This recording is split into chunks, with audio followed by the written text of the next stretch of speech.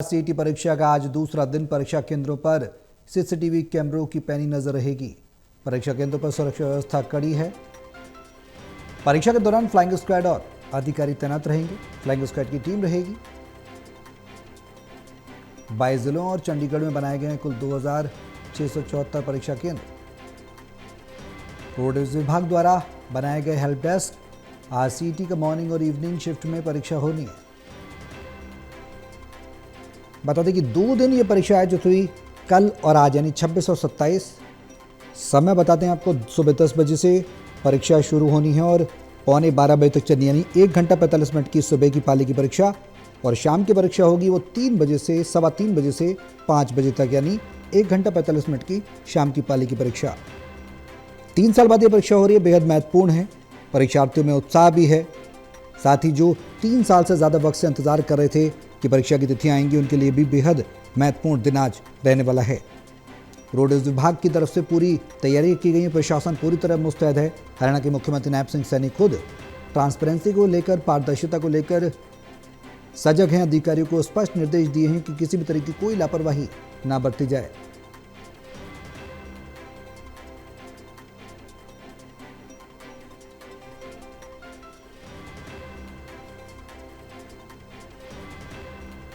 पानीपत से total TV के asset editor Devendra Kathuria हमारे साथ फोन लाइन पर ज्यादा जानकारी के लिए सीजन का रुख करेंगे। देवेंद्र, किस तरह की तैयारियां देखने को मिल रही हैं? आज 2 पालियों में परीक्षा होनी है, प्रशासन के द्वारा क्या कुछ तैयारी की गई? सबसे पहले आपसे वो जानना चाहेंगे।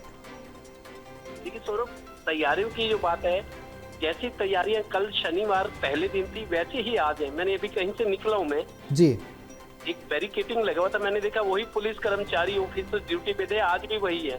बच्चे आ रहे हैं क्योंकि 10 बजे से पेपर पहली शिफ्ट है, तो उनको 9 बजे एंट्री दी जाएगी। जो बाहर से, हिसार से, जींद से, फरीदाबाद से, पलवल से, पानीपत में आ रही थी दूर दूर से, तो इनका अंदाजा लगाया जा सकता है जो परीक्षार्थी हैं कितनी परेशानी उठाई होगी। जो यहाँ पहुंचे इस टाइम 8, सवा 8 बजे, तो ये सुबह 4 बजे के चले होंगे।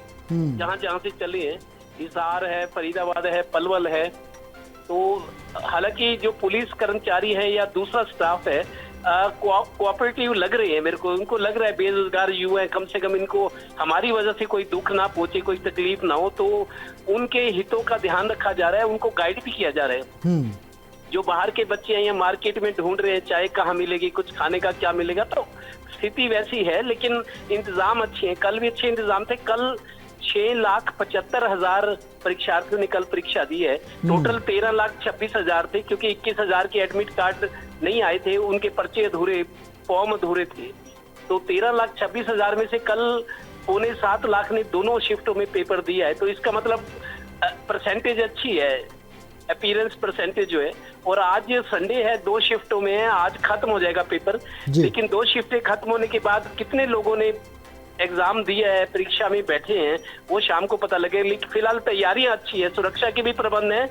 और उनके जो आ रहे हैं दूर से पानी वगैरह के लिए, उनके बैठने के लिए कोई पेड़ के नीचे है, कोई जहाँ जिसको सहारा मिल रहा है। तो 9 बजे से इनकी एंट्री है। अंदर जाएंगे, 10 बजे पेपर शुरू होगा। 12:15 कल भी खत्म हुआ था और एज पर शेड्यूल खत्म होगा पेपर।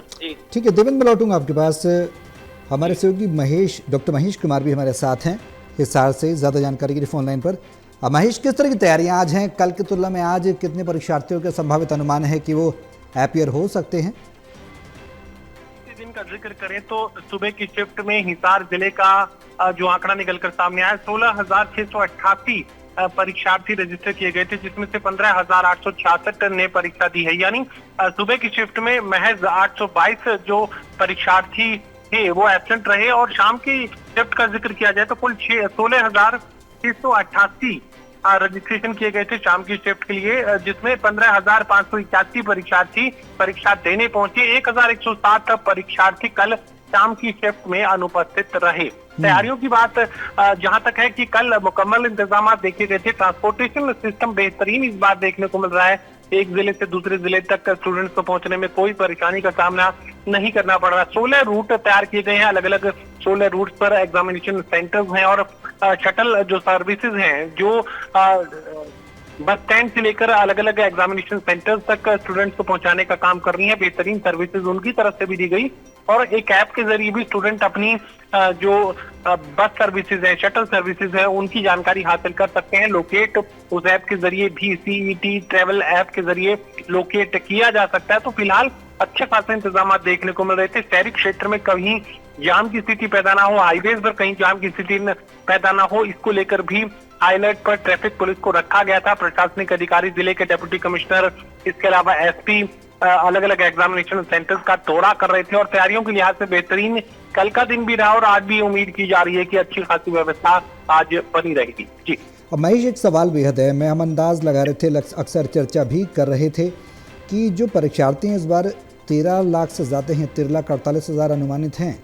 क्या अपीयरेंस की बात की जाए तो कितनी प्रतिशतता उनमें देखने को मिल सकती है इस बार, क्योंकि आज 2 पालियों में परीक्षा होनी है, बेहद महत्वपूर्ण दिन है। कुल मिलाकर अगर ओवरऑल देखें तो कितने परीक्षार्थी सम्मिलित हो सकते हैं परीक्षा में, क्या अनुमान है? देखिए, इस तरह की परीक्षाओं में अमूमन जो है कम परसेंटेज देखने को मिलती है अटेंडेंस को लेकर, लेकिन इस बार जिस तरीके की व्यवस्थाएं, रजिस्ट्रेशन पहले से करवा ली गई, बसों की व्यवस्था करवा ली गई, बसों को रिजर्व करवाया गया, इसके अलावा शटल सर्विसेज की शुरुआत की गई, तो ऐसे में इस बार बेहतरीन व्यवस्था थी। तो ऐसे में ये मानकर चलिए कि 92 से 95% तक जो अटेंडेंस परसेंटेज है वो इस बार देखने को मिल सकता है। जैसा कि मैंने बीते दिन की जानकारी दी कि 600 से लेकर 1100 तक जो स्टूडेंट्स वो अनुपस्थित रहे और 16,888 के करीब बच्चों को रजिस्टर किया गया था और 15,000 से ज्यादा जो बच्चे हैं वो पहुंचे हैं। तो एवरेज ये मानकर चलिए कि 92 से 95% जो अटेंडेंस है इस बार देखने को मिलेगी और ये बेहतरीन व्यवस्था की वजह से ऐसा हुआ है कि बड़ी संख्या में जो स्टूडेंट्स हैं वो अपने घरों से बाहर निकले हैं, एग्जाम देने पहुंचे हैं। जी चलिए, बहुत शुक्रिया महेश तमाम जानकारी के लिए। हमारे सहयोगी कविता भी हमारे साथ हैं फोन लाइन पर ज़्यादा जानकारी के लिए। कविता, जानना चाहेंगे क्या कुछ तैयारियां हैं आज, क्योंकि 2 पालियों परीक्षा होनी है, आज का दिन अंतिम दिन है और बेहद महत्वपूर्ण दिन है। कितनी तैयारियां देख पा रहे हैं परीक्षा सेंटर्स पर और एग्जामिनेशन सेंटर्स पर, और क्या कुछ व्यवस्थाएं प्रशासन के द्वारा की गई हैं आवाजाही के लिए, विस्तार से बताएं। बिल्कुल, देखिए, प्रदेश भर की तरह सोनीपत में भी व्यापक इंतजाम किए गए हैं। अलर्ट मोड पर जो सोनीपत प्रशासन है, सोनीपत की जो उपायुक्त हैं, कमिश्नर हैं, वो लगातार परीक्षा केंद्रों का जायजा ले रही हैं और लगातार जो है वो किस तरह की सुविधाएं बच्चों को मिल रही हैं, इसका जायजा आला अधिकारियों ने लिया है। परीक्षा केंद्रों पर कल शनिवार को शांतिपूर्ण तरीके से परीक्षाएं जो है वो संपन्न हुई हैं और आज रविवार आखिरी दिन है। ऐसे में सोनीपत में 58 केंद्र बनाए गए हैं, परीक्षा केंद्र, जहां पर जो है परीक्षाएं जो है सुचारू रूप से करवाई जाएंगी। अब कुछ ही देर बाद जो है वो एंट्री बंद हो जाएगी, क्योंकि 9:15 बजे का जो है वो अंतिम एंट्री का जो है वो टाइम रखा गया है। ऐसे में अब थोड़ी देर बाद जो है वो एंट्री को बंद कर दिया जाएगा और 10 बजे से सुचारू रूप से जो है वो परीक्षाएं आयोजित की जाएंगी। जी अब बिल्कुल कविता, अब परीक्षार्थियों के लिए जो एंट्री का है और कुछ रिस्ट्रिक्शंस लगाए गए हों, किस तरीके के निर्देश दिए गए हों, इसके बारे में भी आपसे जानना चाहेंगे। और जो ये भी खबर मिल रही थी कि अगर कोई महिला परीक्षार्थी है तो उसके साथ आवाजाही के लिए एक उनके परिवार के व्यक्ति भी जा सकते हैं, यात्रा कर सकते हैं, ऐसी कुछ व्यवस्थाएं हैं?